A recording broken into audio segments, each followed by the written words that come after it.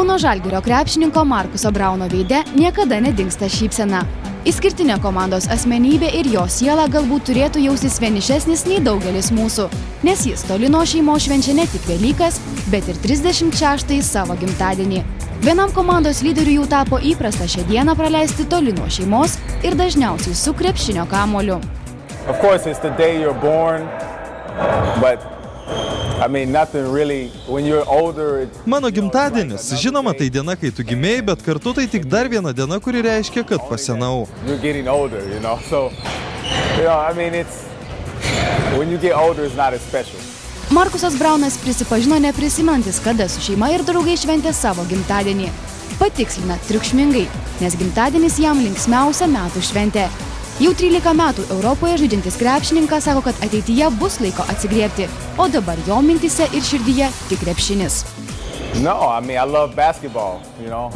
Aš myliu krepšinį, jei aš su krepšiniu, aš myliu jį, jei esu su šeima, myliu šeimą.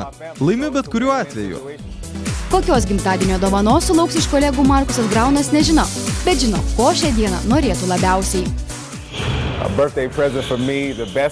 Man geriausia gimtadienio dovana būtų, jei nuoga žmona iššoktų iš torto, tai tikrai būtų puiki dovana. Prieš daugiau nei 10 metų Velykas namuose Amerikoje sutikęs rezultatyviausias Eurolygos žaidėjas su nostalgija prisimena šią dieną. Usually we'll start the day off, we'll go to church, and then we'll come home and we'll gather around and... Iš ryto eidavome į bažnyčią, grįžę kartu pasimelsdavome, skaitydavome Bibliją, pusryčiaudavome ir dažydavome kiaušinius. All together as a family, and then we do like little eggs. Vėliau juos paslėpdavome įvairiose vietose ir vaikai su pintinėmis ieškodavo jų kieme. And all the kids, like they get a basket and they get a chance to go around the... Laimėdavo tas, kuris rasdavo daugiausiai kiaušinių. Tuomet juos ridendavome ir žaisdavome kitos žaidimus. You start playing games with them, throwing them, bowling or something like that.